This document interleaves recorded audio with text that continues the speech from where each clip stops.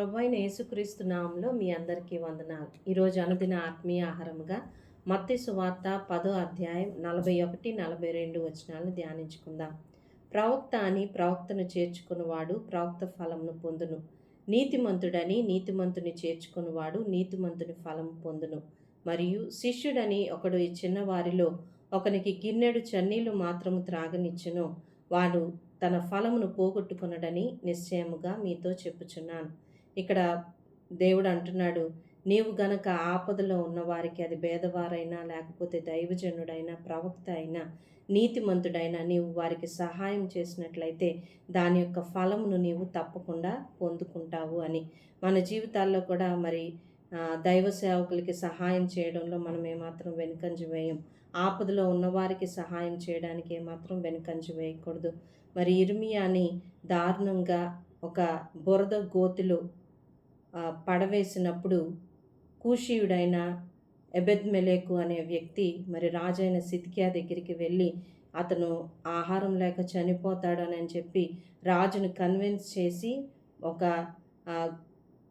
కొన్ని గుడ్డలను కలిపి ఆ యొక్క గోతిలోనికి ఆ గుడ్డలను దించి ఆ యొక్క ఇర్మియాని రక్షించడం జరుగుతుంది. దాని ద్వారా అతడు పొందుకున్న మేలేంటో తెలుసా ప్రియులారా? మరి బబులోను రాజైన నెబుకద్నెజరు ఆ యొక్క ఇశ్రాయేలు రాజ్యంలోనికి వచ్చి ఎంతోమందిని సంహరించి మరి చెరలోనికి తీసుకొని వెళ్ళినప్పుడు మరి ఈ యొక్క ఎబెద్మెలెకును దేవుడు కాపాడుతాడు. ముందుగానే మరి ఇర్మియా గ్రంథం 39:17 వచనంలో మరి ఎబెద్మెలెకుకి ఈ యొక్క వాగ్దానం చేసినట్లుగా మనం చూడగలుగుతాం. ఆ దినమున నేను నిన్ను విడిపించెదను, నీవు భయపడు మనుషుల చేతికి నీవు అప్పగింపవని యెహోవా సెలవిచ్చుచున్నాడు. నీవు నమ్ముకొంటివి గనుక నిశ్చయముగా నేను నిన్ను తప్పించెదను. నీవు ఖడ్గము చేత పడవు, దోపుడు సొమ్ము దక్కించుకున్నట్లు నీ ప్రాణమును నీవు దక్కించుకొందువు. ఈ వాగ్దానాన్ని మరి ఎబెద్మెలెకుకి ఇవ్వడం జరుగుతుంది.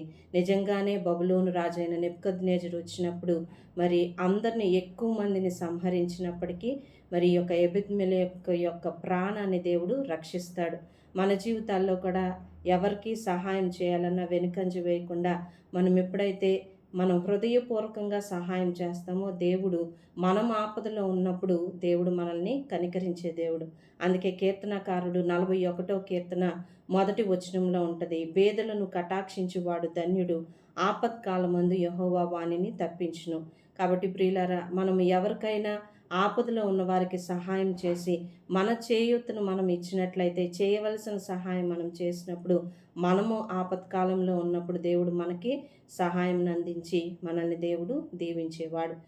దేవుడు ఇచ్చిన వాక్యాన్ని దీవించునుగాక. ప్రార్థన. పరిశుద్ధుడా, మహాగణుడా, కృప కలిగిన దేవా, నీకే స్తోత్రాలు చెల్లించున్నాం నాయన.